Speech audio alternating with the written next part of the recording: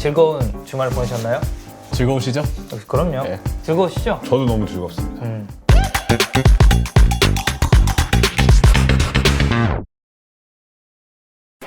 2024년 12월 2일입니다. 12월의 첫 번째 월요일.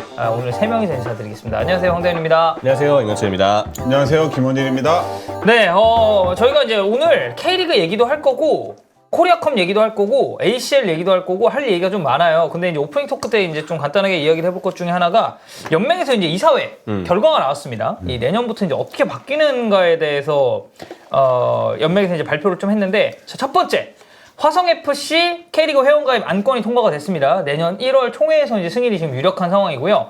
화성FC가 10월에 K리그 가입 신청서를 제출을 했고, 연맹은 K리그에 참가할 수 있는 여건을 갖췄다고 판단을 해서 화성FC가 이제 들어오게 됐습니다. 근데 이제 저는 좀 궁금한 게 어쨌든 그런 K리그 팀들이 지금 계속 늘어나고 있는 거잖아요. 이게 이거에 대해서 사실 이제 좀 우리 양 패널분들 어떻게 생각하시는지 궁금하긴 하거든요. 최근에 그 늘어난 추세를 보면요, 2020년부터 뭐 충남 아산, 물론 아산에서는 사실 이전에 아산 무궁화라는 이름으로 이미 계속해서 축구가 진행되고 있었지만 구단으로 놓고 보면 충남 아산, 김포 FC, 천안, 청주, 여기 화성, 지금 5년 사이에 5팀이 지금 이제 증가를 했거든요. 근데 저는 일단 긍정적인 부분은 짝수 맞추는 거. 채팅창에서도 이야기가 나왔지만 지금 13팀이죠, 이부가. 예, 이제 14팀이 되면서 다음 시즌은 아예 이 이사회 자료에 발표가 났어요. 39경기, 39라운드까지 하는 것으로 K리그2는 발표가 났고, 그러면 이제 홀수팀이 아니기 때문에 항상 라운드마다 한 팀씩 쉬었는데 이제는 그러지 않아도 되는 상황이죠. 저는 근데 그런 점은 긍정적인 요소는 있지만 역시 우려가 되는 거는 단순히 팀 수가 늘어나는 것을 넘어서 생겨나는 팀들이 내실을 잘 다졌으면 좋겠어요. 그게 사실 제일 중요해요. 제일 중요해요, 진짜. 제일 중요해요. 팀이 팀답게 기능을 해야 되는데 화성들 포함해서 웬만한 시도민 구단들이 창단이 되고 나서 굉장한 잡음에 시달리는 경우들이 많거든요. 부디 이제 그런 일이 없이 화성만큼은 좀 잘 정착되는, 뭐 최근에 이제 생겨난 팀들도 마찬가지지만 팀들의 내실을 잘 다지면서 좀 좋은 팀으로, 그냥 팀다운 팀으로 좀 운영이 됐으면 좋겠다는 생각입니다. 저도 마찬가지로 이 선수들이 취업할 수 있는 문이 넓어진 데에 대해서는 선수 출신으로서 좀 괜찮게 생각을 하지만, 어쨌든 한 팀이 또 늘어난 거니까. 그러면 이제 프로가 될 수 있는 기회도 많아진 거고 넓어진 거고, 그 부분에서는 좀 긍정적으로 생각을 하지만 이 시민 구단이 지금 잘 하고 있는지 한번 돌아봐야 될 것 같고, 또 그런 부분에서 좀 걱정이 되긴 합니다. 왜냐면 우리나라가 사실 이제 그러니까 시도민 구단이 운영이 되는 거에 있어서는, 그러니까 물론 이제 항상 그런 얘기 하죠. 이제 축구랑 정치는 좀 별개로 떨어져야 된다라고 하는데, 우리나라 시도민 구단은 사실 그럴 수가 없는 구조잖아요, 이게. 정권이 바뀌고 뭐 예를 들어서 이제 뭐 정권까지 갈 것도 없죠.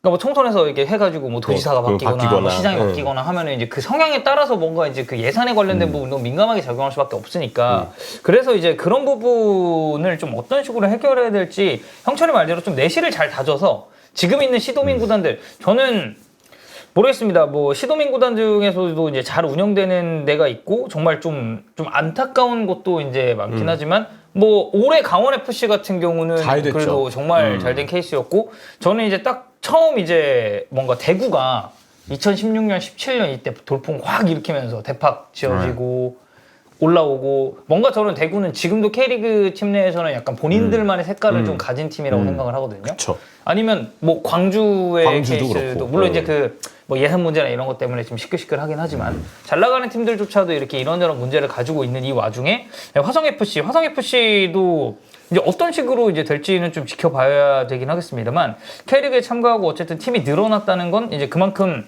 이 팀에 대한 내실을 좀 잘 다졌으면 좋겠다라는 생각이 좀 근데 들고요. 여기도 막 우승하고 이제 막 감독 바꿔버리고 뭐 또 지금 바뀌잖아요. 그러니까는 여기도 제가 볼 때는 제대로 준비하지 않으면 꼭 똑같이 좀 구설수에 오를 수도 있고, 그렇기 때문에 제대로 해야 될 것 같습니다. 지도 보면 화성시가 굉장히 넓어요. 아, 그래요? 화성도 바다가 있어요. 아, 화성이 바다가 있어요? 왜냐면은 그게 그 경기도 남부 쪽이 되게 화성이 이렇게 넓어가지고 바다랑 붙어있는 쪽까지 있을 거예요. 동탄만 생각하면 안 돼요. 그러고 여기가 세수가 굉장히 엄청 많이 거친다고 그러더라고요. 와, 진짜 크지.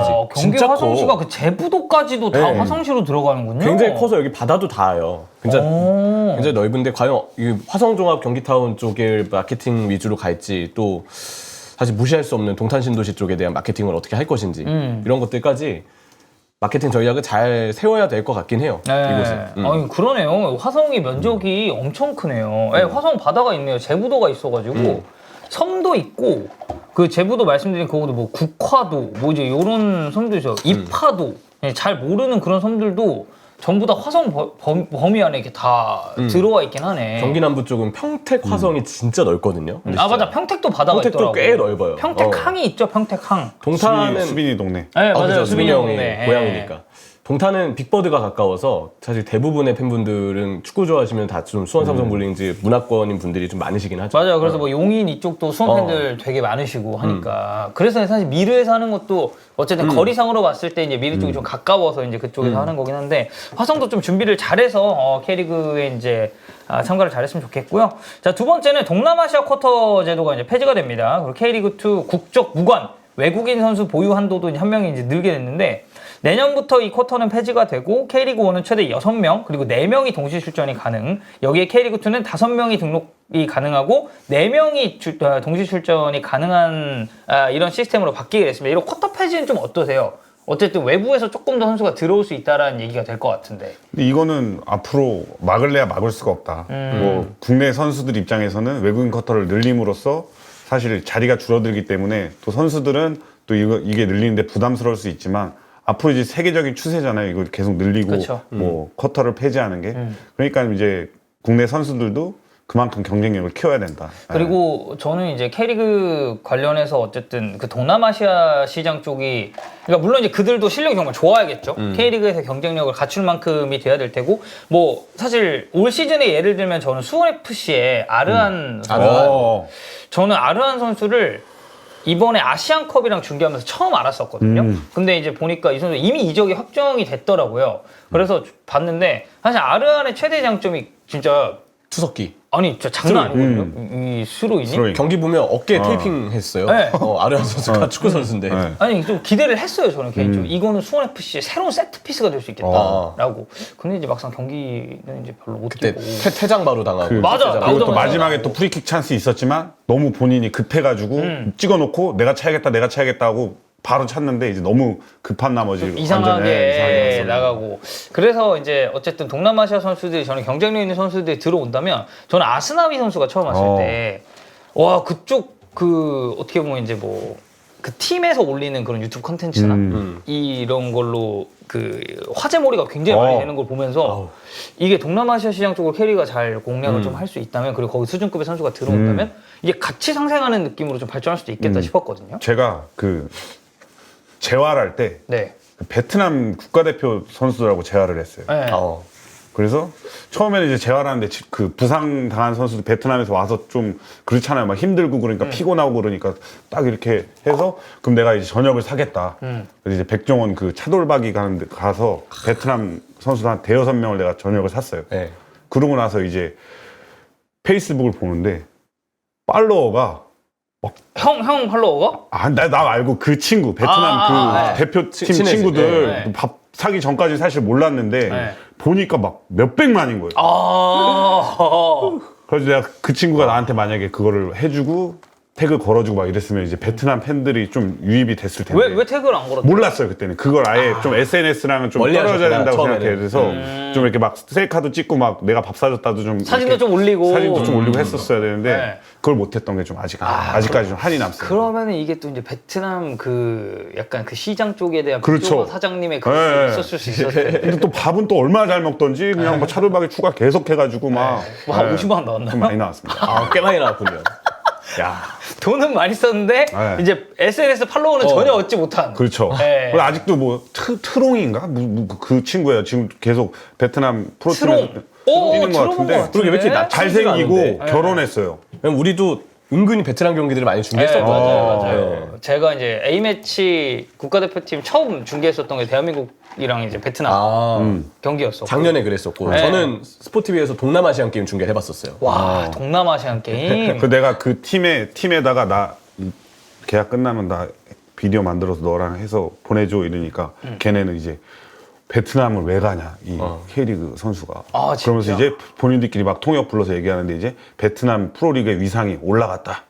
이제 K리그 이제 노장들도 이 녹화한다 이러면서 진짜라니까 장난 아니라니까 막 자기들끼리 얘기하더라고. 오, 진짜로? 진짜 쟤 진짜 가고 싶은 거 맞다고 나한테. 저 진짜 가고 싶었거든요. 그때 당시에. 35 넘어갔을 때 이제 네. 베트남 가서 좀 외국 그 동남아 축구도 경험을 해보고 싶은 마음이 그리고 있어서 문화적으로도 또 이제 하면 얘기를 했는데 좋으니까. 걔가 막 이제 농담으로 받아들이다가 자기들끼리 이제 베트남 리그의 위상이 올라갔다. K리그 선수도 관심 있는 리그다. 네, 맞아요. 베트남 그리고 사실 이제 박항서 감독님이 어쨌든 이 팀을 맡고 하면서 저는 위상도 엄청나게 이제 끌어올렸다고 생각을 하거든요. 사실 이제 동남아의 1황은 태국이었죠. 원래 전통적으로 태국이 이제 가장 강했었는데 네. 지금은 사실 뭐 신태용 감독이 그렇죠. 인도네시아 그리고 우리 또 상식이 형님의 이제 베트남. 베트남. 네. 그리고 여기에 추가적으로 봤을 때도 뭔가 이제 만났을 때 좀 까다로울 만한 그런 팀들이 이제 항상 이제 존재를 하고 있기 때문에 그렇죠. 그 부분에 대해서도 이제 동남아 쪽이랑 우리가 어떻게 연계를 잘 해야 될지 이번 쿼터제 폐지로 인해서 한번 잘 생각을 해보면 좋을 것 같습니다. 자, 그리고 저희가 히든풋볼 하면서도 굉장히 얘기를 많이 했었던 부분인데 이 잔디 상태가 심각한 불량이라고 이제 판단이 될 시에는 연맹이 경기장 변경 명령이 가능하다고 합니다. 정상적인 경기를 치를 수 없을 정도로 그라운드 상태가 심각하게 불량할 경우 연맹이 홈과 원정 경기장을 바꾸거나 홈팀의 제3의 경기장을 찾을 의무를 부과할 수 있는 근거 규정을 신설을 했다고 합니다. 사실 뭐 가장 대표적인 예는 연맹 쪽 소관은 아니었지만 광주의 ACL. 그렇죠. 전혀 관련이 없는 용인 미르로 갔거든요. 광주가. 이건 AFC에서도 이건 아닌 것 같다. 경기장 상태에 대한 우려를 표했기 때문에 경기장이 바뀌게 된 케이스고 아무래도 우리나라의 워낙 특수한 날씨 특징상 제가 볼 때는 앞으로도 잔디 문제는 계속해서 우리에게 따라올 가능성이 크다고 보여지는데 미리 이런 제도적인 장치를 준비하는 거는 필요한 일이었다고 생각을 해요. 그러니까 이제 저는 이거는 약간 그런 무언의 압박도 될 수 있다고 생각해요. 돈 써라. 아니 근데 저는 이게 좀 약하다고 봐요. 더 세게 해야 된다. 더 벌금 뭐 몇백만 원 이런 규정이 있어야지 본인들도 좀 책임감을 가지고 하지. 아니면 저는 한편으로는 그 구단이나 아니면 시설관리공단에서 좀 더 경기장을 잘 관리할 수 있게 좀 더 방안을 연맹 차원에서도 잘 마련하는 것, 상황에 따라서는 지원까지 해주는 것 이런 부분들도 조금 필요하지 않을까라는 생각도 들더라고요. 제가 이번에 이제 이정효 감독 인터뷰 이제 종윤이 형이랑 같이 내려갔다 왔는데 그때 이제 이정효 감독 얘기했었던 것 중에 인상적인 게 그 J리그 팀이랑 붙으러 갔을 때 광주 선수들이 딱 이제 볼 딱 차보고 패스 몇 번 딱 주고 받고 나서 얘기한 게 야 이거 그냥 컨트롤 신경 안 쓰고 해도 될 것 같다고. 왜냐면 사실 프로 레벨에 있는 선수들은 이 공 차는 거에 대한 그거는 어쨌든 기본 방들이 다 되는 선수들이고 한데 사실 이제 링가드 노아산이 그거였잖아요.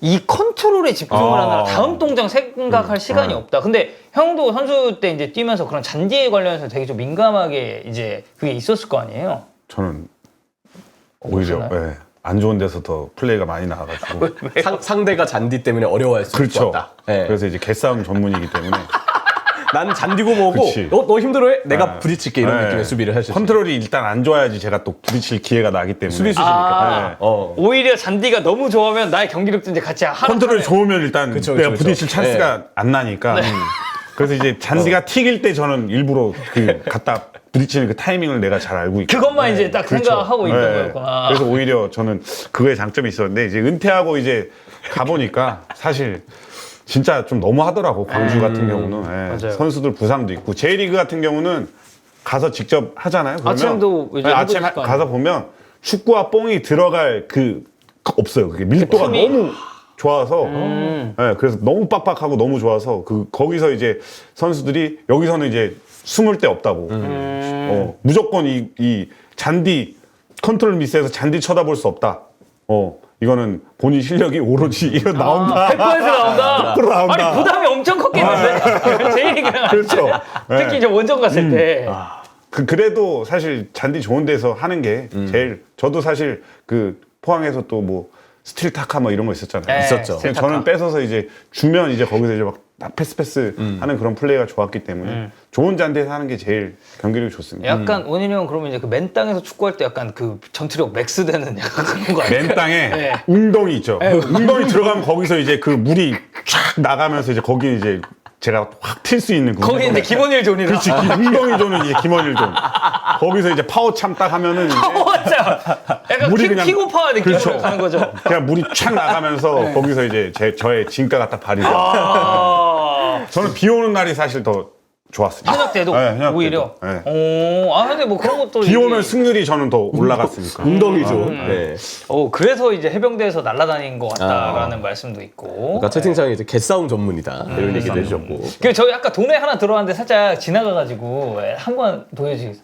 아산 잔디공사 문제 생겨서 내년 2월에나 잔디를 심는다. 그럼 상반기 아이고. 또 이제 원정으로 쭉 돌릴 수도 있겠네. 가장 안타까운 또 소식이네요. 네, 그 아산이 사실 이번 플레이오프 때도 결국 그 경기장 못 썼잖아요. 경기장 그래 천안에서 이제 어. 경기를 또 이제 했었으니까. 아산 이순신 스타디움 못 썼으니까. 네, 그런 거를 이제 좀 잘 활용을 해야겠고. 근데 이게 정확하게 저는 무슨 얘기인지 조금 궁금한 게 연맹이 홈과 원정 경기장을 바꾸거나라는 표현이 있잖아요. 네.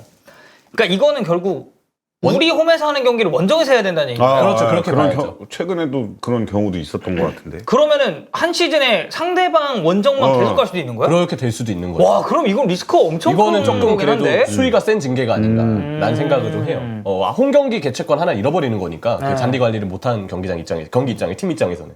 그리고 사실 이제 팬 입장에서도 경기 볼 때 막 잔디 막 파여 있고 아유, 막 네. 구석구석 막 이렇게 막 맨땅 막 보이고 이러면 솔직히 좀 그 흔히 얘기하는 그 좀 그러니까 볼맛이 좀 안 그렇지. 나요. 안 나죠. 네. 플레이의 다양성을 해치는데. 그래서 뭐 몇 번 얘기하지만 원일이 형도 그 J리그 말씀을 해주셨듯이 저도 그때 가시마 엔틀러스 클럽하우스랑 가시마 홈 경기장에서 우리 그 올림픽 경기할 때 와 진짜 감동했거든요. 잔디 보고. 내가 그래도 이제 K리그 해설도 하면서 현장도 많이 가보고 했지만 이쪽 잔디는 그냥 아예 다르다. 차원이 다르다라는 그런 그렇죠. 생각이 좀 들더라고요. 그 아챔 할 때 네. 우라와가 그 제주 사이타마. 월드컵으로 안 오고 네. 그 제주 종합으로 왔습니다. 제주 그때- 잔디 때문에? 그때 2019년 아니에요? 네, 월드컵 2000 경기장 공사할 때였어요. 월드컵 그냥 공사를 해서 네. 제주 종합으로 왔어요. 네. 그래서 그 종합운동장 그 좁은 그 네. 라카룸을 사용을 하고 이제 저희한테 2대 0으로 이제 발리고 갔죠. 1차전에. 그리고 저희가 이제 우라와 홍구장에 갔는데 진짜 라카룸이랑 네. 너무 좋은 거예요. 와. 뭐 엘베로 딱 올라가가지고 거기서 딱 열려서 딱 뭐 안에 막 냉탕 온탕 사우나 다 있고 라카룸에 너무 좋은 거야. 그리고 잔디도 너무 좋고. 기가 막히고. 그러니까 이제 선수들이 우라와 제주 종합 와서 2대 0 날만. 얼마나 당황했겠어요. 약간 문화적 충격 어, 아니었을까요? 그리고 경기 끝나고 이제 이동할 때가 또 이제 동선이 안 나오잖아 종합운동장 같은 경우는. 그러니까 막 버스 기다리는데 팬들 막 다 쳐다보고 있고 그 종합운동장 그 보면 이제 철 이렇게 운동장 그 들어가지 말라고 이제 그래서 철 이제, 이렇게 네. 이렇게 감아져 있잖아. 그 밖에서 이제 의자에 막 마키노랑 막 감독이랑 막 다 이러고 앉아 있고 버스 올 때까지 기다리고 있고. 네, 동선 자체도 좀 사이타마는 그리고 좀 그걸 되게 잘했었던 것 같아요. 저도 사이타마 그때 축구 보러 갔었거든요. 저 전북 우라와 저 이제 아템 원정 응원하러 갔었는데 사실 우라 빡세잖아요. 팬들 진짜 응원 잘하잖아요. 거기. 진짜 제일 강성이야 J리그에서. 근데 이제 그때 우리가 3대1로 털었거든요. 그리고 그 이동국 산책세력 딱 그 나온 그때였는데 보통은 이제 중앙으로 해서 이제 다 라커룸을 들어가는데 이 분위기가 너무 험악하니까 우리 쪽 사이드 그 측면 터널로 해가지고 이렇게 돌아 들어가게 또 그 루트를 좀 짜주더라고요. 보니까. 근데 저는 그때 사이타마 갔을 때도 저는 외부만 봤고 그 경기장 내에서 내가 이용할 수 있는 시설만 이렇게 보면서도 되게 깔끔하다라고 그때 2013년이었으니까 되게 옛날인데 깔끔하다 생각했는데 원일이 형 말 들어보니까 그 내부에 있는 그 시스템도 뭐 외부 저리 가라 할 정도로 너무 좀 깔끔했던 것 같네 사이타마가. 어쨌든 네, 뭐 그런 측면에 있어서는 우리도 이 잔디 문제는 좀 민감하게 관리를 해야 될 것 같고 아까 채팅창에서 어떤 분이 홈 원정 두 팀 다 잔디가 기준 미달이면 어디서 해야 되냐라고 저 제 대구 팬이거든요 저분. 그러면 중립지 용인 미르가 있지 않습니까? 용인민도 대단. 대한민국의 그 중립구장인가요? 용인 미르가? 요즘 이번에 광주 사례를 보고 또 대한민국 이라크 경기를 보면서 그 생각이 들었어요. 용인 미르가 진짜. 근데 또 경기장을 되게 잘 해놨어요. 보면 우리 한국 경기도 저도 현장 가서 봤고 수원 경기도 현장 가서 한번 봤었고 했는데 맞는 구장인 것 같기는 해요. 근데 이제 용인도 잘 준비해서 부단 창단 소식을 좀 전해주길 바래요. 근데 용인이 이제 잔디 상태가 그래도 꽤 괜찮잖아요. 그래서 그거 아세요?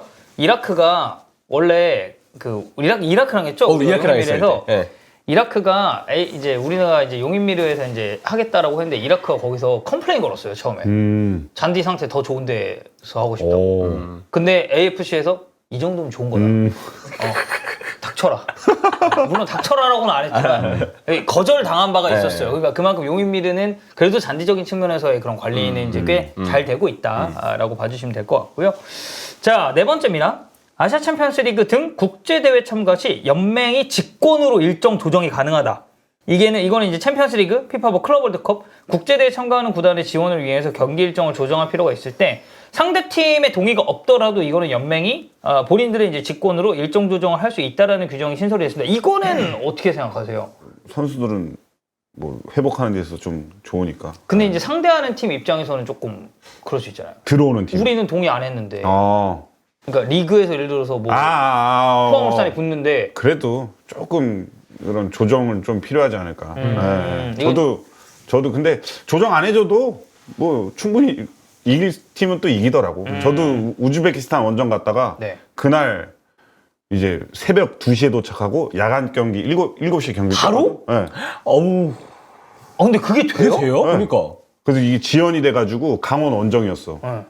그래서 거리도 또 올라가야 되잖아요. 네, 그래서 인천공항 도착해서 강원 가서 바로 거기서 풀고 그나마 그 다음날 야간 경기여가지고 네. 좀 회복할 시간이 있었는데 3대0으로 이겼습니다. 또 이제 잡을 팀은 확실히 또 잡을 네. 수 있다. 혹시 그 맨땅에서 했나요?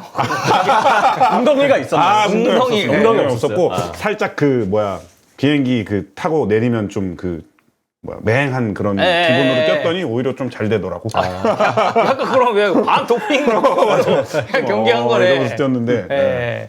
자, 그래서 저는 이거는 괜찮다고 생각해요. 그냥 주도적으로 딱 바꿔가지고 이때 경기해라라고 하고 어쨌든 국제대회 안 클럽에 대한 분명히 이거는 배려도 필요하다고. 맨땅이크. 맨땅이크가 뭐야? 맨땅이크 김원일. 네. 오늘 별명 하나 가져가시네요. 맨땅 출신입니다, 저는. 네. 네, 맨땅에서 축구를 처음에 배워가지고. 근데 형님 나이 때는 다 그렇죠. 그냥 네. 흙바닥에서 시작하지 않나요? 우리 선수들 보면은 그 맨땅에서 한 친구들 보면 여기 어디야 여기 골반? 허벅지 있는 쪽에 네. 다 태클해가지고 다 벗겨져 있어요. 상처들이 네, 이렇게 다 다 있구나. 근데 만약에 우리 나이 때 이제 여기에 상처가 없는 선수들은 정말 볼 잘 찼던 선수들. 진성형 아마 보면 없을 거예요.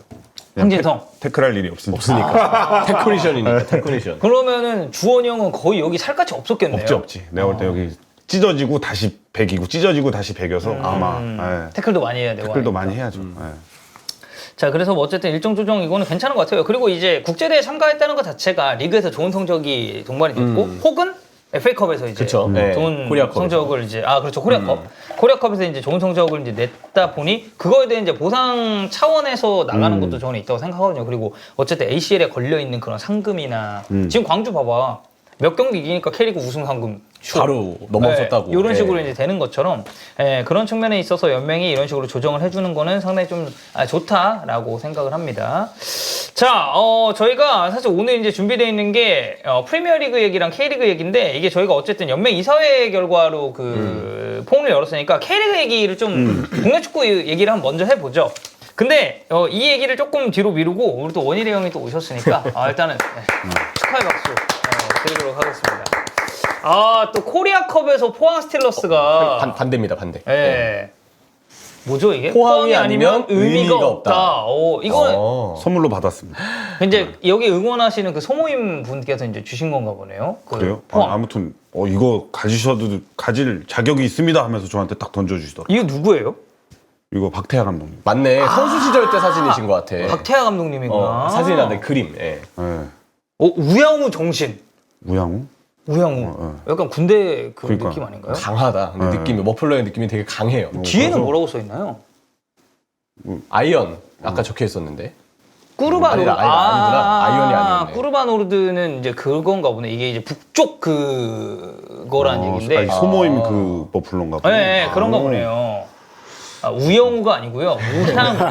예, 이상한 변호사가 아니고요. 예. 그래서 원일이 형이 이제 또 네. 직접 직관을 간 이 코리아컵에서 이제 포항이 우승을 하게 됐는데 참 이제 올 시즌에 전체적으로 봤을 때 박태준 회장이 얘기를 한 거군요. 우양우 정신이. 그래서 이제 포항에 이제 이게 좀 써 있는 거 의미가 같고. 있네. 네. 어쨌든 올 시즌에 포항이 리그에서는 이렇게 막 치고 올라가고 뭐 1위 자리에 있었고 우승 경쟁을 하긴 했지만 이제 막판 또 파이널에 들어가고 어쩌고 하면서는 좀 페이스도 많이 떨어지고 그래서 좀 아쉬웠지만 결국 코리아컵에서는 이제 최종 승자가 됐는데 올 시즌 포항은 좀 전반적으로 어떻게 보셨어요, 형님은? 생각보다 너무 초반에 잘해서 테아드랑 막 찍었잖아요. 네. 그래서 이거 진짜 저는 강등 싸움 할 거라고 좀 예상을 했는데 너무 잘하니까 잘했죠. 너무 좀 부담이 되더라고요. 그래서 시즌 초반에는 사실 광훈이도 또 오른쪽에서 계속 뛰면서 그 제가 뛰는 그런 느낌을 받았어요. 그래서 굉장히 에너지를 많이 받더라고. 응원해야 하게 되고. 우승 싸움 할 때는 진짜 우승하면 나도 좀 에너지 받고 열심히 좋고. 살아야겠다는 그런 생각도 들었는데 사실 초반에 너무 많이 찍으니까 또 연패로 또 6연패 했잖아요. 그때는 좀 마음이 좀 많이 아팠고.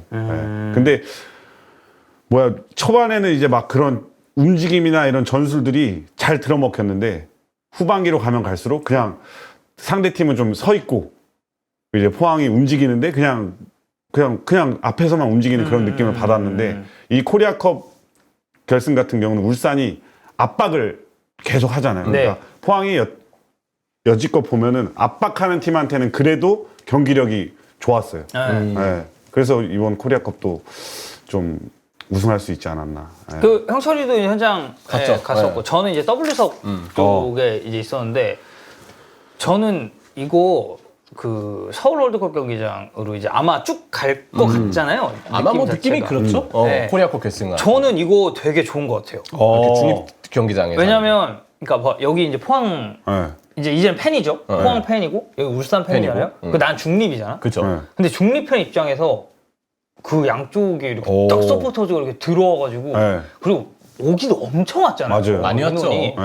좀 장관이더라고. 그러니까 이게 각자의 홈에서 이렇게 뭐 한 번씩 하고 이런 것도 물론 매력이 있지만 중립구장에서 야 니네가 센지 우리가 센지 하면 우리 팬들도 화력으로 보여준다 하면서 뭐 포항 뭐 비공식적으로 원정버스 100대 왔다 그러고 울산도 하고 막 KTX 막 대절에서 올라오고 막 이렇게 하다 보니까 이게 또 빨강 파랑이어서 더 그런 것도 있었던 것 같은데 이게 그냥 이렇게 딱 떨어져서 보는 이 맛이 되게 크더라고요. 팬 문화도 제가 볼 때는 굉장히 저는 사실 겁났거든요. 이 중립 지역에서 제 뒤에서 막 울산 팬 막 응원하고 있고 또 포항 팬 화면에 보니까 잡혀있더만. W석이 중립석이었어요. 그래서 다. 근데 또 응원은 또 있었어요. 가능한 것 같아서 그래서 막 서로 좋아하고 했는데 사실 해외로 놓고 보면 이거 완전 이렇게 했다 그러면 큰일 날 수도 있잖아요. 그렇죠. 몇몇 섞여 나라들은 있다가는. 근데 의외로 분데스리가는 중립석이 있더라고요. 리그 경기 중계하다 보면은 우리 이번에 코리아컵 때 W석이 포항팬, 울산팬이 섞여 앉았던 것처럼 꼭 유럽이 다 그래요? 중립석이 없는 건 아니에요. 근데 저는 개인적으로 저도 이번에 중립석을 느껴봤지만 괜찮았던 것 같아요. 축구장에서 이런 시도를 해본 것도. 근데 이제 저 말씀하시는 것처럼 FC 서울 입장에서는 좀 그럴 수도 있을 것 같아요. 왜냐면 그건 본인들 홈인데 그건 맞지. 이거를 이제 뭔가 그런 왜냐면 웸블리는 누구의 홈도 아니거든요. 잉글랜드 잉글랜드를 대표팀 빼고. 예로 들면. 근데 이제 잉글랜드 대표팀의 홈구장인 거잖아요. 근데 이제 상암 서울 월드컵 경기장 같은 경우는 사실 좀 FC 서울이라는 구단이 어쨌든 있는데 거기를 이용하는 거에 대해서는 사실 서울 팬들은 저는 조금 불만이 있을 수도 있다고 생각해요. 그럼 또 다른 경기장 용인 미르. 용인 미르는 그럼 뭐 다 하는 거야? 용인은 이제 미르. 대관비로만 이제 얼마씩 버는 거예요. 용인 기승전 미르네. 얘는 용인 미르가 사실 가기가 좀 힘들어요. 그 거리나 이런 대중교통을 봤을 때. J리그 1왕배 결승도 FC 도쿄 홈구장에서 이제 한다고 말씀하시는 분들이 있고. 그래서 어쨌든 그러니까 저는 그냥 이제 진짜 그 어떤 팀의 홈도 아닌 경기장에서 그걸 한다는 것 자체가 뭔가 되게 오랜만에 보는 좀 특별한 그런 느낌이기도 했고. 근데 이제 원일이 형님도 이제 어쨌든 직관을 갔다 오셨잖아요. 근데 이제 테이블석에서 보시고 이렇게 뭐 팬들도 만나고 하셨는데 경기 전에 보니까 그 막 포항 팬들 같이 탕치고 뭐 하면서 이런 거 하셨더라고요. 또 포항이 되게 재밌었을 것 같은데. 포항이 또 결승 올라가니까 또 행사를 하나 또 뛰었습니다. 어떤 행사였죠? 뭐야 뽑아가지고 막 대결하고 울산 포항 팬 같이 다니는 사람 찾아서 뭐 가위바위보 하십시오. 이런 미션을 해서 미션을 수행했는데 너무 좋아해 주시더라고 저를. 포항 또 2013년 또 결승골 다 기억해 주시고 또 하필 또 상대가 그때 그러니까 울산이어가지고 그래서 또 울산 팬들도 막 다섯 살 때 그 2013년에 5살이었대요. 근데 지금은 20살 넘어서 그때 너무 힘들었다. 너무 울었다. 그때 기억이 남아있다. 근데 2019년인가에 또 한 번 있었죠. 있었고. 그때도 같은 날이었고 12월 1일. 그래서 그걸 또 물어보니까 또 그거 물어보지 말라고 막 그러면서 또 울산 팬들도 굉장히 사진 찍자고 해주시고 또 인스타 또 그리고 또 캐추 또 잘 보고 있다고 엄청 많이 또 얘기해 주셔가지고 뿌듯했습니다. 되게 재밌으셨겠네요. 그날. 인성불패 걸개를 2년간 걸어왔는데 또 김인성 선수가 전화 이제 또 굉장히 결정적인 또 득점을 정말 중요한 골이었으니까. 공교롭게도 이제 울산과 두 포항에서 팀에 다 뛰었던. 그 사실 김인성 선수 전북에도 잠깐 있었죠. 2014년에 있었죠. 10년 전에. 그 양 팀에서 모두 뛴 선수가 그렇게 또 스토리를 그리고 보니까 그 K리그 최다 출장 기록도 코리아컵. K리그란다. 코리아컵. 그것도 이제 쓰고 있는 뭔가 이제 상징적인 선수가 이제 는 게 그날 경기에 저는 좀 하이라이트가 됐었던 것 같아요. 어쨌든 김인성 선수가 이제 나이도 좀 있고 한데 그 화면에 잡힌 거는 모르셨죠 처음에? 몰랐어요. 주변에서 연락이 왔나요? 네, 그 연락 다음에? 왔어요. 그 캡처해서 보내줬는데. 네. 그래서 사실 저는 안 잡힌 줄 알았거든요. 그래서 좀 잡혔으면 좀 더 좀 했을 텐데. 뭔가 이렇게 쇼미더리라 이렇게 좀 더 하고. 추가 시간에 또 제가 핸드폰 보고 있어가지고. 그 잡아주신 그 PD님이 왜 그 추가 시간에 핸드폰 보고 계시면 어떡하냐고. 하필 진짜로. 그때 좀 비장한 표정 하셨어야죠. 막 이렇게 딱 뭔가 집중하는 느낌 이렇게 보셨어야 되는데. 저는 잡아준다고 잡겠습니다라고 미리 좀 언지를 주시면 좀 이렇게 있을 텐데. 또 아들은 또 잤어요. 아이고. 그때요? 추가 시간 때 자고 또 근데 골 들어가는 건 다 봤어. 그때 일어나가지고. 자, 그래서 원일이 형도 되게 재밌게 잘 보고 오신 것 같고 우리 준우승을 좀 아쉽게 차지한 울산 팬 입장에서는 좀 어땠나요? 경기에 대한 이야기는 먼저 하는 게 낫겠죠. 경기적으로 보면은 짧게 요약만 해본다면 그냥 울산 입장에서 아쉬움이 느껴졌던 건 전반에 압박이 좋았으나 후반에 그 체력이 잘 유지되지 않았고 임종훈 선수가 후반 시작하고 얼마 안 돼서 이 갈비뼈 쪽 통증이라고도 들었거든요.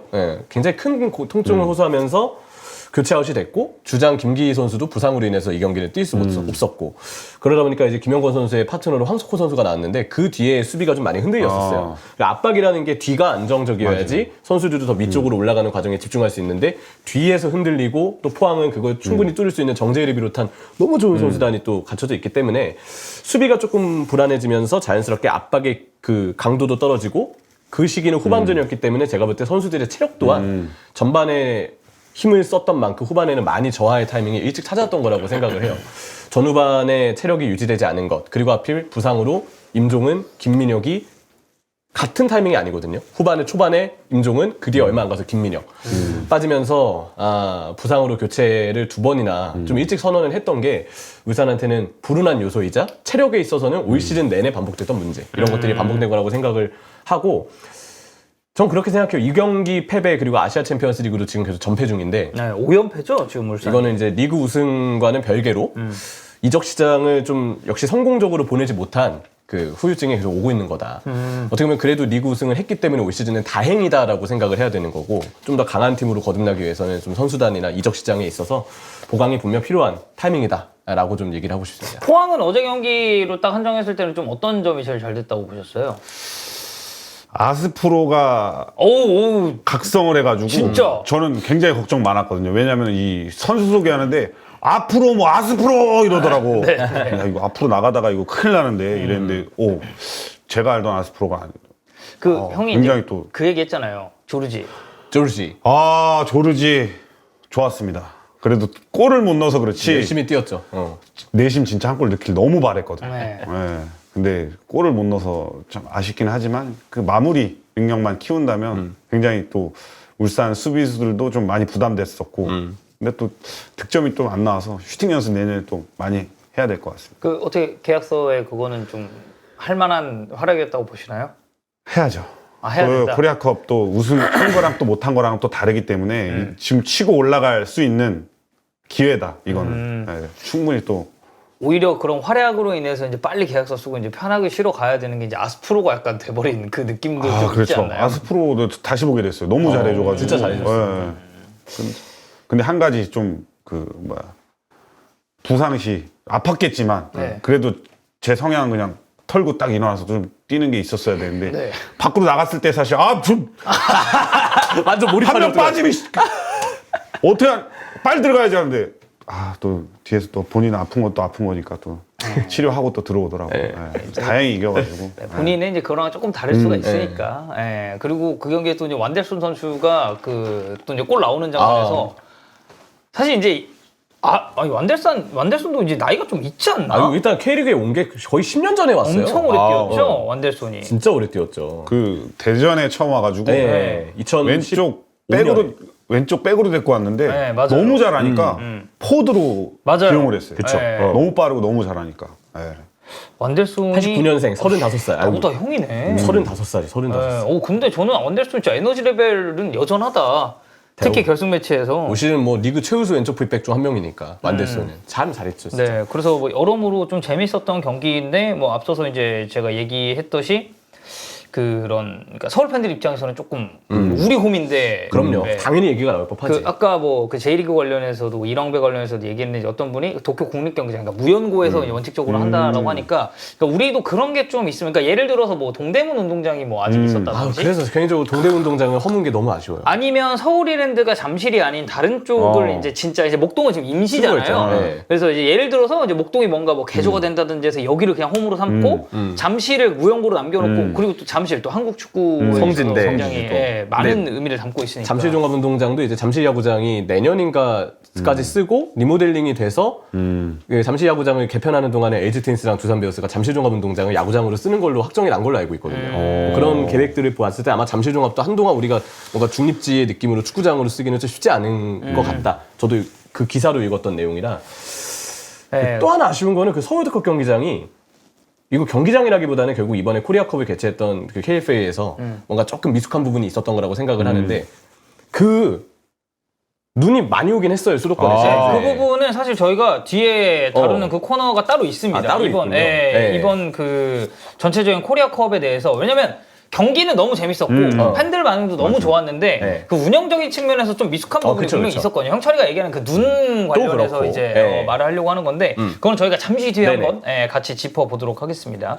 그리고 그 채팅에 올라왔었던 그 스티커 문제는 사실 그건 하면 안 되죠. 안 되죠, 진짜. 네. 이거 근데 포항뿐만 아니라 여러 번 있었어요.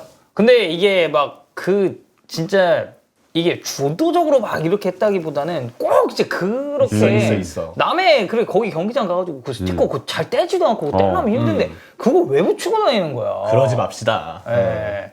각자의 팀을 위해서. 네, 좀 깔끔하게 사용을 해주셨으면 좋겠고요. 어쨌든 포항 우승. 그래서 이것도 가져오신 거죠, 이거? 네, 이거 저 컵 챔피언이어서. 아니 네. 무슨 트로피예요? 이거 저희 취미반 취미.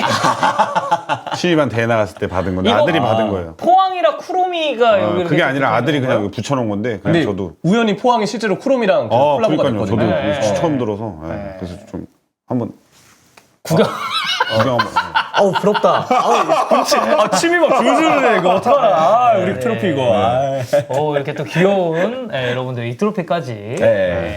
지금 잘 보이시죠? 이렇게 또 공교롭게도 아드님이 좀 센스가 있으시고 쿠로미가 어떻게 따있어. 포항이 산리오랑 그거 콜라보했을 때 쿠로미가 그러니까. 이제 포항이었거든.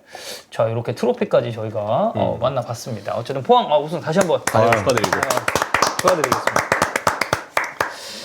자 그리고 그 다음이 이제 플레이오프 얘기를 좀 할 건데요. 대구가 와. 1, 2차전 진짜 둘 다 이제 명승부 끝에 충남 아산을 좌절을 시키면서 다음 시즌에도 K리그 1에서 이제 볼 수 있게 됐습니다.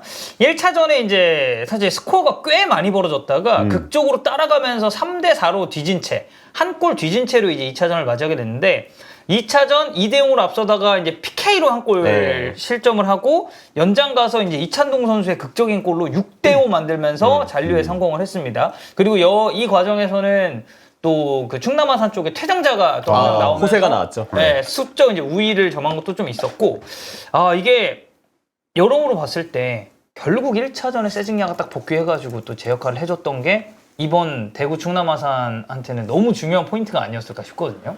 세징야는 사실 에드가랑은 못 막는 것 같아. 알고도 사실 못 막는 것 같고 그 슈팅 자체가 아마 이런 템포는 아마 아산 선수들도 처음 겪어보지 않았을까. 네, 그렇습니다. 일단은 세징야가 갈비뼈 쪽이 아팠는데도 네. 골절이라 그랬죠. 근데도 불구하고 경기를 뛰었다. 경기 다 끝난 다음에 자기를 확정한 다음에 세징야 선수가 인터뷰를 했는데 다시 한번 경이로웠고요. 그리고 에드가가 사실 이거 연장 가기 전에 에드가 골로 끝날 뻔했잖아요. 네, 맞아요. 한 골 안 먹혔으면 그냥 2대0으로 뭐 끝이지 뭐. 에드가의 그 돌려놓는 센스. 역시 세드가가 진짜 다르다. 역시 노련함이 다르다는 걸 느꼈고 개인적으로 2차전에서 가장 놀랐던 선수가 저는 이용래 선수예요. 이용래. 이거 진짜 대단한 거 아닙니까? 형님 진짜? 동갑인가 그러지 않아요? 네. 유성생명과 같고 같은 그거예요? 아니요? 걔는 전국구, 나는 이제 저기 통진. 유성생명과학고가 전국구 그건가요? 아니요.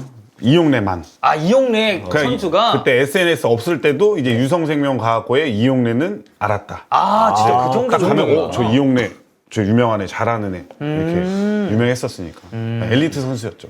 이용래. 네, 개인적으로는 뭐 세징야, 에드가가 당연히 더 조명 받을 수 있는 경기긴 한데, 근데 진짜 플레이 보고 제일 놀란 선수는 이용래였어요. 진짜 열심히 뛰고 좀 마지막 그 에드가 후반전에 넣었던 그 골도 이용래 슈팅이 이제 그게 에드가 발로 가면서 그게 이어진 거거든요. 네. 대단했다, 진짜 이용래는. 다시 한번 대구 팬분들한테는 너무 든든한 또 너무 큰 역할을 이번에 또 해주지 않았나. 감동을 좀 준 것 같아요. 또 내년에 또 해야 되나 선수? 본인은 뛰겠다는 얘기 했는데. 그리고 뭐 지금 보니까 뭐 계속 해도 될 것 같다라고 말씀하시는 분들도 있고 또 서동현 님이 이제 세징야 빨리 동상에 넣어라. 아마 이제 충남 아산을 좀 응원하시는 분이 아닐까라고 생각이 좀 드는데 어쨌든 그만큼 세징야와 에드가의 이 존재감이 이번 플레이오프에서도 상당히 좀 많이 발휘가 됐다라고 생각이 좀 들고 자, 이찬동 선수의 결승골도 저는 여러모로 좀 의미가 많다고 생각을 하거든요. 14년도에 데뷔를 했고 태국 제외하고 한 10시즌 동안 6골을 기록을 했는데 이 중요한 경기에서 이찬동이 또 이제 골을 넣으면서 또 이제 승부를 마무리하는. 그 원래 골을 많이 못 넣어본 친구들은 딱 그 골 넣으면 티가 나요. 본인 네. 얘기인가요? 본인이 차고 이제 깜짝 놀랍니다. 찬동이가 왼발 맞고 나서 본인이 뭐야 이거? 자기도 깜짝 놀라서 세레모니 하는데 오야 이거 진짜 골이야 그러면서 세레모니가 약간 좀 반박자 좀 늦은 감이 있었죠. 본인이 차고 왼발 너무 잘 맞으니까 깜짝 놀란 거야. 그래서 좀 신기했던. 형도 13년도에 약간 그런 느낌이었나요? 딱 넣고 나서? 그거는 사실 좀 빗 맞아가지고. 근데 그때는 골 넣고 바로 좋아하셨죠. 그렇죠. 바로 좋아야지 내 골 되니까. 네. 맞다. 그때 얘기했지. 네. 누가 먼저 좋아하느냐. 누가 먼저 좋아하느냐의 차이. 그거에 따라서. 그래서 이제 이찬동 선수도 뭐 이제 너무 좋았었던 부분이었고, 그러니까 1차전에 만약에 충남 아산이 그러니까 사실 그 두 골 먹혔던 게 막 굴절 나오고 그랬잖아요. 네, 그렇죠. 그런 부분이 조금 더 이제 충남 아산 쪽으로 행운으로 바뀌어서 전달이 됐으면 이건 저는 충남 아산 승격까지도 바라볼 수 있었다라고 생각하거든요. 특히 1차전 보면은 충남 아산의 전진을 대구가 전혀 억제하지 못했어요. 특히 그 초반에 막 골 먹힐 때까지만 해도 저는 그 생각했습니다.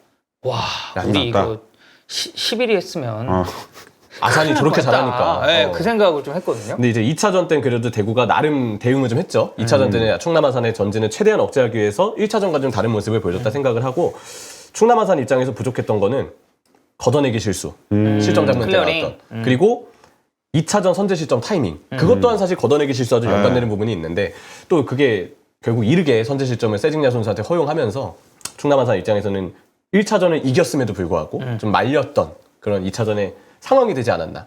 여기 호세 선수 퇴장도 좀 불운했죠. 근데 4대1 됐을 때 사실 거기서 그냥 경기를 마무리 지었어야 되는데 네, 그걸 못 해가지고. 사실 좀 대구 같은 경우도 그 굴절골 같은 경우도 조금 운이 따랐었던 그런 경우이지 않나. 네. 그것만 사실 4대1로 끝났다고 하면 기세가 그냥 거기서 끝나버린 그쵸. 상황인데. 네.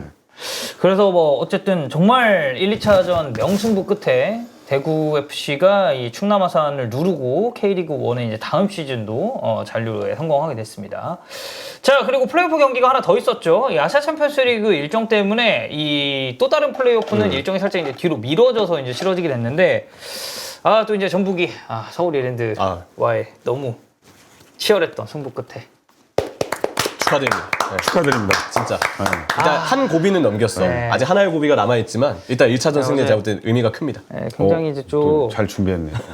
고통을 받았습니다. 경기를 보면서 굉장히 많은 고통을 받았었는데 어제 전북이 또 승리를 또 이제 1차전에 했기 때문에 뭐 아직 모른다라고 말씀하실 수도 있어요. 아직 모른다고 말씀하실 수도 있지만 참 저는 여러모로 저에게 이제 의미 있는 그런 승리였고 솔직히 이제 경기 보면서 굉장히 이제 고통스러웠거든요. 네. 이제 중간에 막 밀리고 막 이럴 때. 근데 그래도 어쨌든 이제 또 강팀은 이제 그런 안 좋은 상황에서 이걸 또 어떻게든 이겨내고 꾸역꾸역 하는 게 이제 강팀이다 보니까 여러분들 전북 1위차전 승리를 했습니다. 자, 어제 이제 제가 목동 경기장을 경기를 보러는 처음 가봤거든요. 제 기억에 중계를 하러는 가봤었던 것 같아요. 근데 경기 보러는 처음 가봤었는데 목동이 제가 예상했던 것보다 조금 더 열악하더군요. 그 경기장 시설이. 이게 아무래도 이 서울이랜드가 좀 이제 임시로 뭔가 쓰고 있고 하다 보니까 뭔가 관리 차원에서 하는 것도 이제 진짜 본인들의 홈구장이랑은 좀 다를 것 같긴 한데 저는 딱 그 느낌 들었어요. 들어갔을 때. 이거 전주 종합경기장 느낌이다. 느낌인데? 왜냐면 그냥 구조가 똑같더라고요. 원일이 형 그 선수 할 때도 종합경기장에서 경기 잠깐 했었죠. 맞죠. 2013년 우승할 그때 때도 포항이 종합운동장 썼었고. 네, 스틸리아드가 공사로 인해서 포항 종합운동장 썼었고 제주에서도 제주종합에서 또 했었고. 그러니까 종합경기장만의 약간 그런 느낌이 좀 있잖아요. 전 종합운동장 스타일. 네. 웅덩이 있고 맨 땅이고 한국 잔디, 맨 땅이 있고 무런 잔디. 네. 천장 없고 다 뻥뻥 뚫려서 비 내리면 비 다 맞고 약간 그런 느낌. 네. 그래서 이 종합운동장에서 하는 그 느낌도 좀 있었다라고 생각을 하는데 저는 개인적으로 어제 그 두 분 경기 좀 보셨나요? 어제 저는 충남 아산 대구를 좀 위주로 봤고 충남 아산 대구 이 경기는 다른 일 하면서 이제 틀어놨었어요. 원일 형님은 이거 어떻게 보셨어요? 전북 이랜드? 저는 경기 봤는데 뭐 경기 내용이야 뭐 승강 플레이오프니까 그냥 뭐 이랜드 홈이었고 그래서 뭐 전북도 잘했고 저는 여기서 전북이 얻은 수확은 서포터즈랑 선수단 코칭 스태프랑 뭔가 다시 연대가 붙었다. 네. 저는 사실 광주 그때 캐추 때도 한번 말씀하셨었죠? 갔을 때 이거 너무 좀 거리감이 있는 것 같은 거예요. 그래서 이거 못 붙이면 사실 승강 플레이오프도 쉽지 않을 것 같다라고 생각을 했는데 저는 이게 전북 서포터즈지 이런 느낌이 들었어요. 사실 그 중계로 듣는 그 효과 그 서포터즈 응원도 엄청 크게 들렸었고 그 선수들도 그 몸풀다가 5렐레로 몸풀던데. 그랬나? 네. 몸을 5렐레로 풀었어. 득점하고. 이미 그때부터 이제 좀 전조가 좀 보였네요. 그렇죠. 네, 저는 이 승강 플레이오프에서 가장 큰 수확. 뭐 경기력적인 측면이야 뭐 승강 플레이오프고 그렇다고 보지만 저는 그걸 가장 얻은 수확이 아닌가. 네. 저 이제 좀 오랜만에 그 엔석 가서 진짜 한 10년 전에 축구 볼 때 느낌. 이제 그때 그 2013년 FA컵 때도 그때는 FA컵이었잖아요. 그쵸? 네. 쌍욕치고. 전주성에서. 전주성 네. 오셨었잖아요. 전북 포항 결승. 네, 그때 이제 제가 죄송합니다. 신화용 제 연속 1년에 있었거든요. 네. 이제 했죠 막. 맞아. 되게 무서우시더라고요 그분이. 네. 딱그 연속 쳐다보시는데 갑자기 이제 옆에 이렇게 관중들도 같이 있고 있는데 막 뭐 저거 하다 이제 딱 쳐다보니까 저 아니에요. 이거 약간 이제 농담이고, 이제 오랜만에 좀 엔석에서 응원하는 그 느낌을 좀 냈는데, 이거는 그냥 제 개인적인 직관 소감 중에 하나는 그게 있었어요. 그러니까 제가 예전에 그냥 대학생이고 팬의 입장에 있을 때는 진짜 그냥 되게 막 세게 막 얘기하고 막 그랬죠. 뭐해! 막 이러면서 막 이렇게 했는데. 약간 그 주변에 이제 보는 눈이 이제 좀 있다 보니까 그 옛날처럼 하면 잘 못하겠더라고요. 네, 안 되지, 이거를. 안 되지. 근데 그럼에도 어제 이제 오랜만에 같이 이렇게 좀 오랜래 하고 이제 이러다 보니까 저도 옛날로 약간 돌아간 듯한 그런 느낌이 좀 많이 들고. 내가 이래서 축구를 좋아했지 이런 생각도 들고 전북도 좋아했지 이런 생각도 들고. 네, 그것도 들고 뭐 이거는 그 코리아컵도 마찬가지긴 한데 제가 이제 사실 해축구를 이제 중계를 쭉 하면서 약간 그 매너리즘에 빠진 시기가 있었어요. 그러니까 맨날 스튜디오에서 막 들어가가지고 새벽에 똑같은 패턴으로 그냥 중계하고 하다 보니까 올 시즌도 이제 그런 게 반복되면서 뭔가 이제 그 패턴이 너무 고착화되는 게 심적으로 좀 있었거든요. 근데 저는 올해 이제 그 쿠플픽으로 K리그 현장도 이제 좀 가기 시작하고 이번에 코리아컵 가서 보고 오랜만에 전북 엔석으로 딱 가니까 좀 그 에너지. 열정이 살아나지. 갑자기 그 가슴에 불이 확 질러진 듯한 그 느낌이 그 서포터들 응원하는 소리에서 저는 그걸 좀 느끼는 것 같아요. 맞아요. 그러니까 아까 형이 얘기했잖아요. 중계로 봤을 때도 이 이게 엄청 컸다. 근데 저는 코리아컵 때 포항 울산 양쪽에서 막 각자 응원 통천 올리고 난리 났었죠. 그 막 호미곶 막 이거 막 올라가고 막 이게 울산 막 하고 통천하고 막. 이런 게 나로 하여금 약간 그 카타르시스를 좀 느끼게 이렇게 좀 만들더라고요. 저 그때 갔을 때 포항 서포터즈가 그 준비하고 있었거든요. 네. 그래서 제일 제가 가니까 막 김원일 외쳐주시더라고요. 그래서 제일 좋아하는 응원가 있으면 같이 부르자 그래서 그 아들이 제일 좋아하는 거 포항 승리 원해 이 응원가 있거든요. 그래서 같이 딱 불렀는데 약간 소름 돋았죠.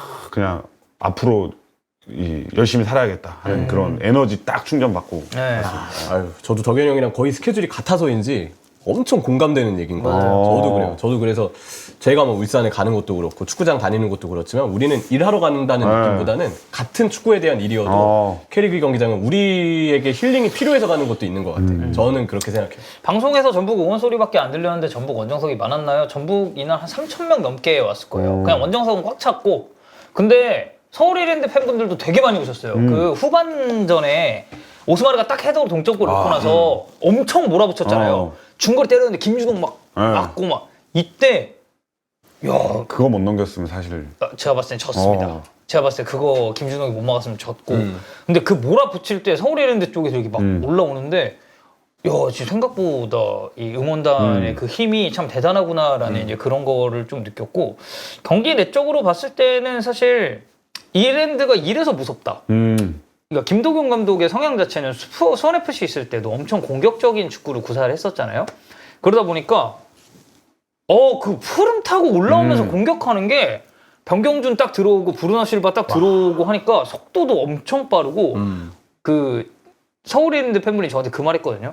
오스마르의 위치를 보면 서울 이랜드의 경기가 잘 풀리고 있는지 안 풀리는지를 알 수 있다. 서울 이랜드는 오스마르가 전진하면 전진할수록 그게 경기가 안 풀리고 있다라는 증거다라고 얘기를 했거든요. 근데 보면 어제 오스마르 올라와가지고 중거리 때리고 막 그랬잖아요.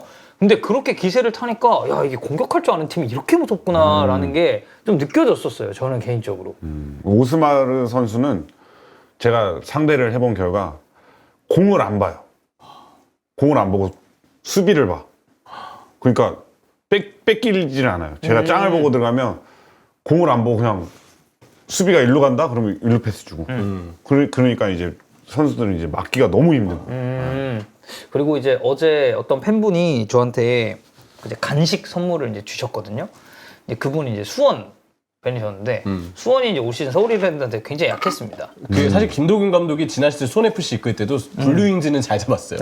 네. 그래가지고 이제 자기가 이제 서울 이랜드가 올라가는 골은 못 보겠다. 그래서 이제 전북으로 그 원정석으로 오셨더라고요. 저희 이제 옛날 일본 히든 투어도 같이 가셨던 그 수원 팬분인데 그래서 뭐 에너지도 많이 받고 경기도 좀 재밌게 봤는데 전북이 어제 사실 이제 1대1 상황에서 이제 서울 이랜드가 또 내려서니까 이거 공략 못하는 게 좀 많이 답답하더라고요. 계속 그래서 그때 엔속도 좀 분위기가 많이 안 좋았어요.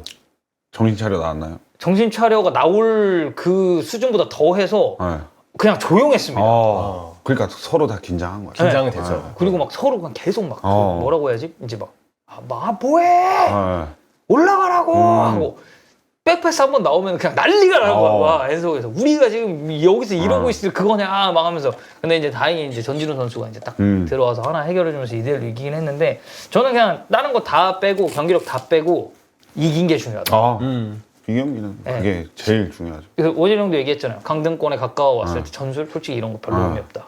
무조건 누가 더 대가리 받고 뛰냐, 누가 더 기세가 좋냐 싸움다. 이 얘기도 이제 했었잖아요. 광주전 때 그 김도영 감독님 화내시는 그거 봤거든요. 라커룸 토크. 그러니까 뭐 그 정도로 선수들을 좀 응집시킨 게 아닌가. 화낼 땐 또 내주시고 또 그러죠.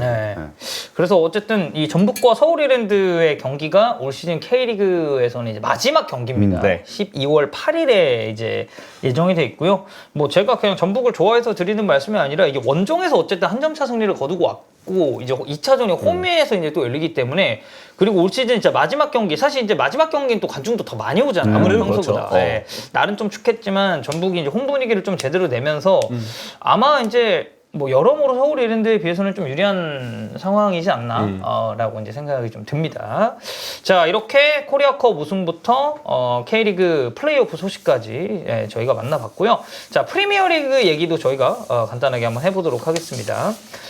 지금 옵타에서 이제 13라운드 전후로 이제 우승 확률에 대한 예측이 좀 나왔는데 리버풀이 80.4%에서 85.1%로 올라갔고 아스날이 9.5%에서 9.8%, 맨시티는 9.5%에서 4.4%로 내려갔습니다. 아무래도 이제 리버풀 맨시티 맞대결에서 어제 리버풀이 네. 울산은 졌지만 리버풀은 맨체스터 시티를 또 완벽하게 잡았기 때문에 그렇죠. 오늘 이겼죠. 네, 그래서 이거는 사실상 리버풀의 우승이 좀 굉장히 유력한 상황이 아닌가 싶거든요.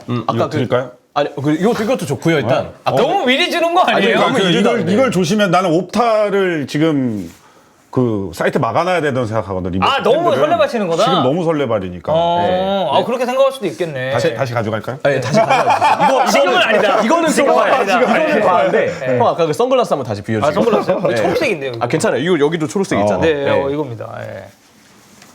제 기분은 이걸로 표현이 가능하지 않을까. 네, 그냥 전북을 응원한다는 얘기인가요?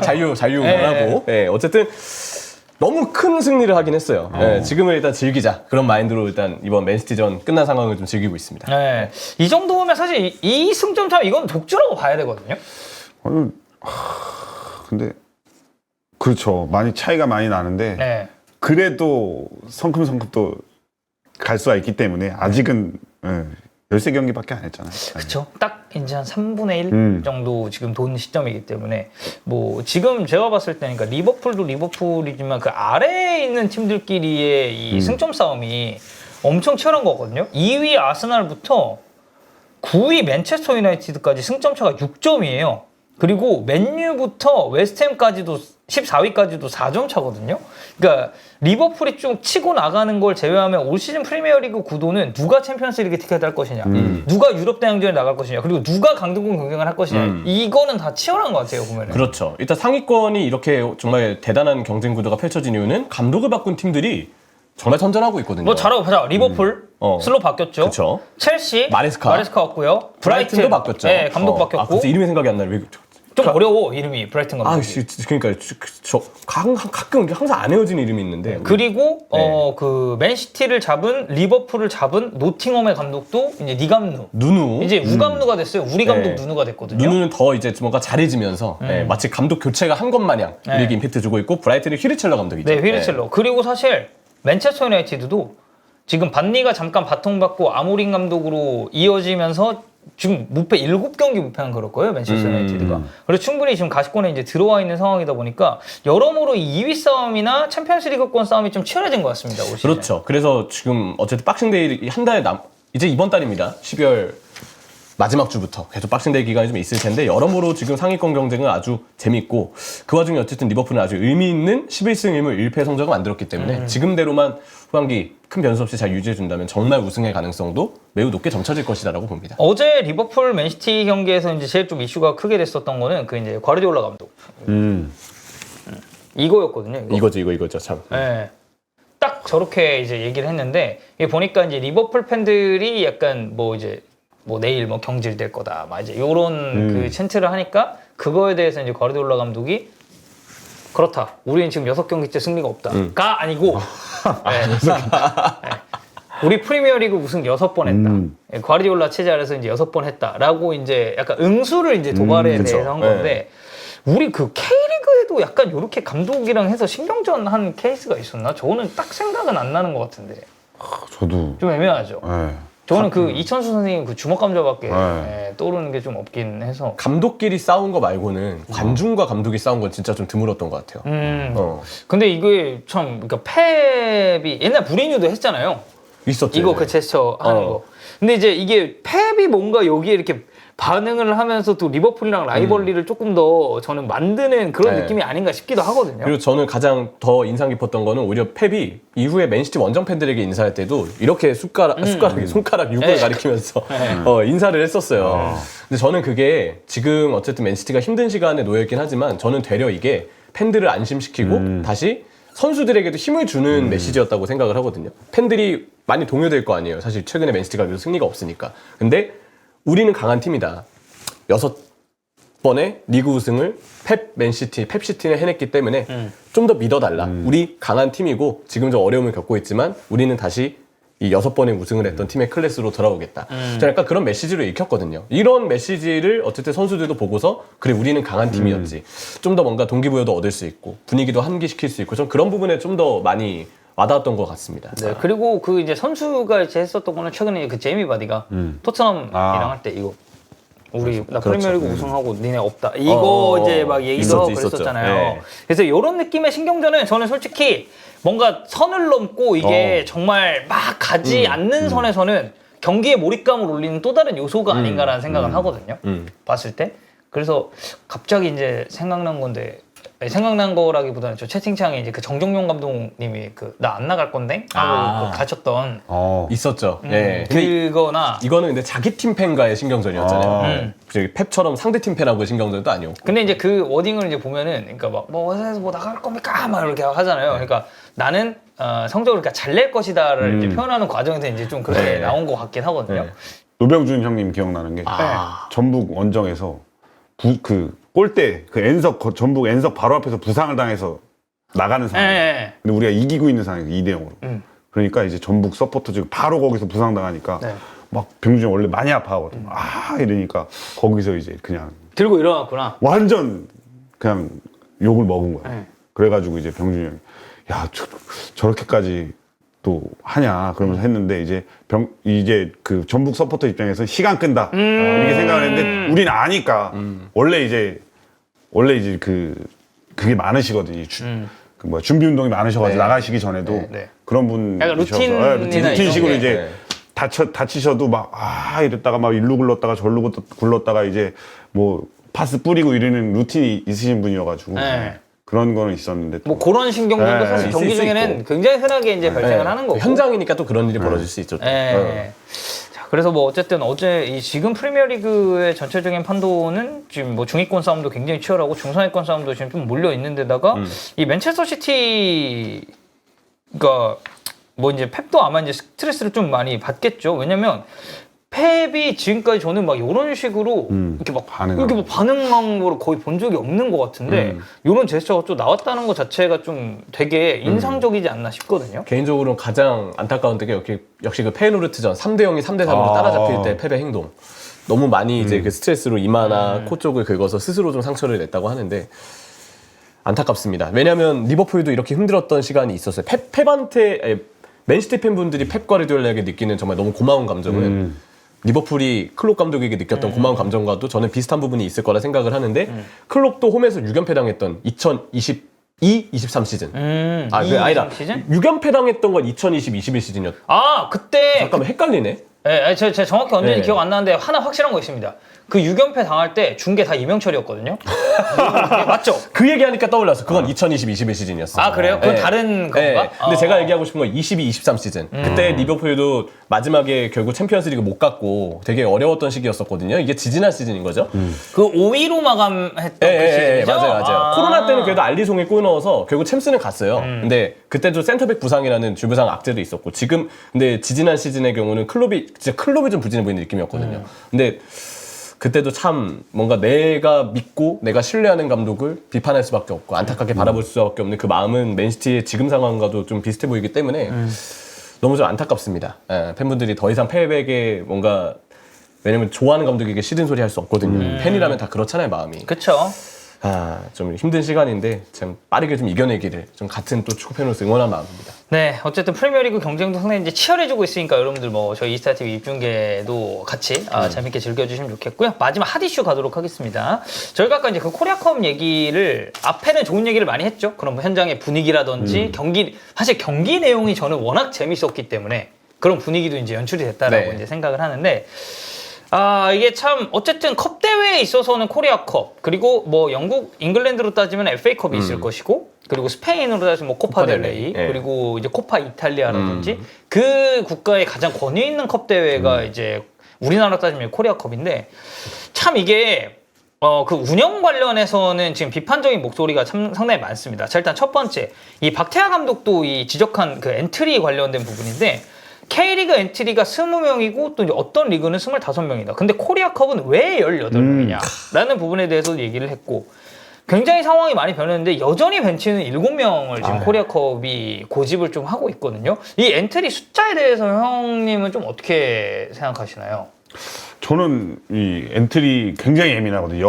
18명에서 20명? 이 든다 못 든다로 네. 굉장히 예민해요. 네. 왜냐면 이 수당적인 부분도 또 들어가야 되니까 어쨌든 선수들은. 출전을, 네. 근데 왜 또 줄였지? 저희 있을 때는 리그가 18명이고 코리아 그 FA컵이 20명이었거든요. 네. 근데 지금 이제도 18명이 그러니까. 됐으니까. 완전 역행하는 거잖아, 어떻게 보면. 네, 그쵸. 지금처럼 교체가 확대된 상황에서 여러모로 벤치에 7명만 앉는 시스템 자체는 제가 봐도 납득이 좀 안 되고요. 특히 어느 나라건 FA컵의 의미는 그 나라의 축구협회가 가장 주관하는 제일 권위 있는 대회라는 점에서 의의가 있다고 그렇지, 보는데 이제 축구협회 주관이니까. 그러니까요. 컵은. 지금 국제룰을 못 따라가고 있다는 건 개인적으로 말이 안 되는 일이라고 생각합니다. 근데 저는 18명인지 몰랐어요. 그래서 왜 애들이 몸을 안 풀고 있지? 그 조금밖에 없잖아. 그거 보면은. 왜 애들이 몸을 그리고 아스프로가 내진탕인가 연장전 때 머리가 아파가지고 실려 나왔었단 말이야. 네. 근데 들어갈 교체를 쓸 수가 없는 그래서 그 한 장 남은 거 가지고 얘를 써야 되나 그래서 교체 바꾸가 한 3번 있었어. 왔다가 다시. 누가 아픈 거 같으니까는 야야 너 안 될 것 같아 들어오고 또 강현재가 계속 먼저 들어가려고 그랬었거든. 근데 막 아스프로 아프고 막 이래버리니까. 그래서 이 내진탕도 사실 그 내진탕 때문에 교체 카드 하나 늘어나고 그런 거 규정이 있지 않나요? 네, 있어요. 맞아요. 한 명씩 생깁니다. 실제로 이번 주에 있었던 바르셀로나 라스팔마스 경기 때 그 바르셀로나 발데라는 선수가 내진탕 있어서 네. 그 경기 교체 6명 해가지고 실질적으로도 이렇게 운영을 또 한 바가 있었는데 뭐 그런 부분이 이제 좀 그 엔트리 관련해서 이제 좀 확대가 저는 좀 필요하다고 보는 입장이고. 두 번째가 이제 아까 형철이가 얘기하려고 했었던 그겁니다. 맞아요. 그 경기 당일날 울산 응원석 나는 그래서 이게 멀리서 이렇게 보이잖아요. 그게 왜냐면 그러니까 응원석 위에서 눈이나 물이 떨어질 수도 있어서 위험하니까 못 앉게 해가지고 그걸 이제 구석으로 가서 이제 응원을 하다 보니까 이게 보면 비어 있거든요. 그니까요. 근데 이거를 나는 이제 이게 제3자 입장에서 이렇게 볼 거 아니야. 나는 그래서 처음에 저 자리를 왜 비워놨지? 라는 생각이 좀 들었어요. 이거를 보면서. 사실 그냥 첫인상은 안 오셨나? 이런 느낌이 들 수도 있잖아요. 근데 사실 아니거든요. 예매하셨거든요. 다. 네. 그래서 보면은 이게 뭐 눈이 갑자기 온 것도 아니고 어쨌든 예보나 이런 게 충분히 있었을 거고 하는데 이게 당일날 딱 그 자리에서 이런 대응을 하는 것 자체가 이건 너무 진행이 좀 미숙한 게 아닌가. 그렇죠. 어쨌든 경기장 자체가 좀 더 경기를 개최할 수 있는 준비가 되게끔 마지막까지 신경을 썼어야 되는데 미리미리 좀 대비를 했어야 되지 않았을까라는 생각에 저는 가서 느꼈던 바입니다. 저는. 네, 그래서 뭐 여러모로 이제 그런 운영적인 측면을 이제 저희가 얘기를 했고 이 코리아컵 정보 관련해서는 보면 협회 홈페이지 구석에 그러니까 구석에 박혀서 굉장히 잘 보이지도 않는 사다리 대진표를 스크롤해서 들어가면 교체 정보 꼴밖에 없고 그 자세한 기록 자체가 이제 좀 없다라는 게 어쨌든 최고 권위의 컵 대회인데 이런 정보를 잘 전달을 못한다는 것 자체도 이거는 뭐 협회 측에서 코리아컵에 관심이 있는 건가라는 생각이 이제 들 수밖에 없고 그 추가로 갑자기 결승전 때 구단 미디어를 또 통제를 했다라는 얘기가 있습니다. 그 울산이랑 포항이 내부 컨텐츠를 굉장히 잘 찍고 많이 찍는 구단이죠. 특히 이제 울산 같은 경우는 뭐 푸른파도라든지 그리고 네. 포항도 선수를 데리고 하는 그 컨텐츠도 있어요. 재밌거든요. 근데 갑자기 결승전 때 이거에 대한 통제가 나왔다고 해요. 그래서 이게 코리아컵 영상 활용 가이드를 협회 측이 이제 구단한테 보냈는데 4강이 진행될 때까지는 별말이 없다가 결승전 때 이거 무조건 지켜야 된다라고 이제 통보를 받았다고 합니다. 그래서 협회 측에서 이제 구단에게 사전 영상 운영 계획서를 요청을 했고 계획서대로 영상을 만들어야 된다고 강조를 했다고 해요. 그래서 보면 코리아컵이 이제 아예 처음부터 이런 걸 통제를 하고 가이드를 공유를 했다면 당연히 이제 따르고 구단 입장에서는 불만이 없었겠지만 4강까지는 그냥 저냥 이렇게 하라고 했다가 갑자기 결승전에만 꽉 힘주고 이런 거 자체가 이제 너무 그쵸. 결승 아니면 의미 없다. 관계자분들은 어느 장단에 맞춰야 될지 모르고 파악하기 힘든 거죠. 그래서 이거는 그냥 진짜 뭐 제가 방금 얘기했지만 아니 결승전에만 이렇게 힘주고 4강, 8강은 뭐 그냥 니들끼리 알아서 해서 올라와라. 약간 요렇게 사실 보일 수도 있는 거잖아요. 이거 자체가. 저는 그 미디어를 통제한 것도 그렇지만 박태 감독이랑 그 김팡 감독님하고 만났을 때 네. 그때도 사실 나는 너무 좀 그걸로 그림을 만들 수 있다고 생각하는데 그쵸. 옆에 바짝 붙어가지고 뭐 이거 무슨 얘기를 하라는 건지 예, 차라리 그냥 뭐 덕현이 딱 MC 놓고 딱 양쪽에 딱 해가지고 마이크 하나 던져주고 한번 붙으십시오. 자, 어떻습니까? 이런 그런 걸로 느낌으로. 좀 해서 좀 코리아컵 좀 분위기를 띄울 수 있었는데 너무 딱딱했어. 아니 그리고 그게 시대에 못 따라가는 히스토리가 거지. 많잖아요. 네. 선수 때도 그 맞아요. FA컵에서 네. 그게 있었고, 그쵸. 그리고 둘 다 각자의 팀에서 그 뛰었어. 구단의 선수 네. 출신이 돌아와서 이제 한 건데 김파원 감독은 이미 우승을 일궈냈고 네. 박태하 감독은 이제 우승에 도전을 네. 하는 입장이니까 사실 보일 수 있는 그 팬들이 약간 뭐라고 해야지? 팬들끼리 팀택을 수 있는 포인트도 저는 되게 네, 많았다고 생각하거든요. 맞아요. 근데 이제 그런 부분이 좀 아쉬웠다라고 네. 하시는 거잖아요. 그거를 좀 더 했어야 되는데 막 그냥 똑같이 뭐 너무 딱딱하게 막 기자분들이 질문하고 답변하고 그나마 그 하나 한 게 뭐 이제 뭐 울산의 노세화 이 정도 얘기했는데 사실 이거 뭔가 디스를 하고 싶어도 옆에 이렇게 딱 붙어 있는데 어떻게 이거 그렇죠, 얘기를 하겠어 못하지. 민망해가지고 예. 그런 부분이 좀 진행자가 아쉬웠던 것 같아요. 예.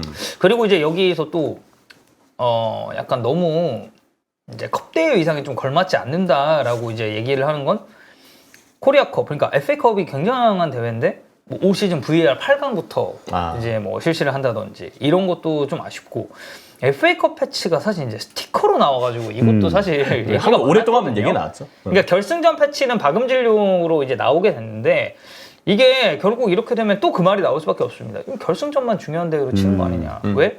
결승전에 우리 정 회장님이 직접 보시는 대회라 이거 이렇게 되는 게 아니냐. 팬들 사이에서는 사실 그런 말도 이제 있거든요. 이럴 거면 차라리 연맹이 컵대회 운영하는 게 뭐 낫다. 뭐 이런 얘기도 이제 있을 정도니 이게 국내 최고 대회라는 타이틀에 걸맞게 신경도 좀 많이 쓰고 그런 자료나 이런 거를 찾아봤을 때도 그러니까. 이게 빨리빨리 좀 나와줘야. 사실 이거 그러면은 진짜 기자들 입장에서 그리고 저희처럼 방송하는 사람들 입장에서는 되게 어렵거든요. 이런 네. 걸 이제 가져오기가. 그리고 저는 어쨌든 간에 이번 코리아컵이 좀 더 특별했던 건 전 동해안 더비였기 때문에 맞아요. 그런 것도 있다고 생각해요. 그러면 이 동해안 더비 FA컵, 코리아컵이 기존에 뭐가 있었고 그 안에서는 어떤 스토리가 있었는지 이거에 대해서 우리가 방송적으로 녹여서 할 수 있는 말도 사실 되게 많잖아요. 형이랑 저랑 그 근호형님이랑 한준희 위원님이랑 해서 저는 그 방송 되게 재밌었거든요. 프리뷰 할 때 이런 포인트들이나 방송적이 좀 많아서 그래서 저는 이런 정보는 좀 진짜 데이터적으로 정리가 좀 잘 됐으면 좋겠어요. 네. 검색하기 너무 힘드니까. 네. 아까도 얘기했듯이 뭐 너무 이제 허접하게 만들어. 사실 선수들도 이거에 대해서 계속 뭐 이 권위적이고 이 대회가 뭐 굉장히 좀 대한민국 최고의 대회고 이런 거를 계속 언론에서 얘기를 해준다면 선수들도 인식을 할 텐데 저 선수 저 코리아컵 2회 우승했지만 우승할 때 이거 우승하면 뭐가 좋냐? 그냥 아챔 나가는 거 내년에? 그 정도 인식밖에 안 된 거예요 선수들한테도. 선수들한테는. 네, 코리아컵이.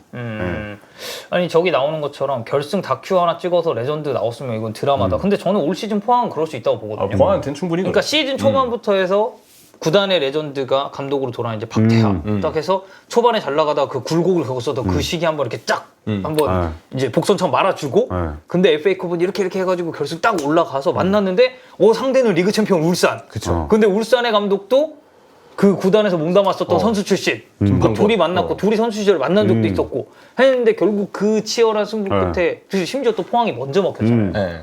근데 그 동점골 넣어가지고 가족 꾸역꾸역해서 김인성이 또 김인성 심지어 양쪽 팀에서 다 뛰었어. 뛰었었고. 그러니까 구단 미디어에서도 할 게 너무 많은데. 신강훈 2012, 13 그리고 또 23? 2024. 네, 24.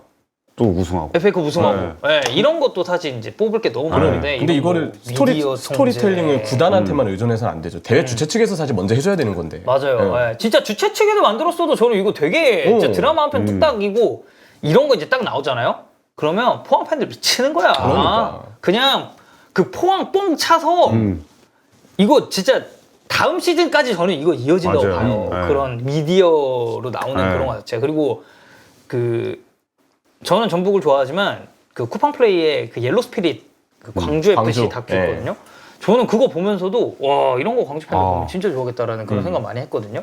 그래서 이런 미디어 만드는데도 좀 이제 신경을 좀 많이 쓰면 좋지 않을까라는 생각이 좀 있고 추가적으로 그건 좋았습니다. 바뀌었잖아요. 트로피 드는 방식. 전달만 하고 빠지고 그리고 이제 그 와대손이 이렇게 가가지고 또 이제 신광훈 선수 나오라고 하더만. 그러니까 그거 되게 저 보기 좋았거든요. 너무 좋죠. 형님 또 이제 또 친하시잖아요. 신광훈 선수랑 연락 좀 해보셨나요? 끝나고? 축하한다고 연락해야죠 이제. 아직 안 하셨군요. 와이프한테만 그 경기장에서 만나서 축하한다고 하고. 지금 딱 그 축하도 타이밍이 있어요.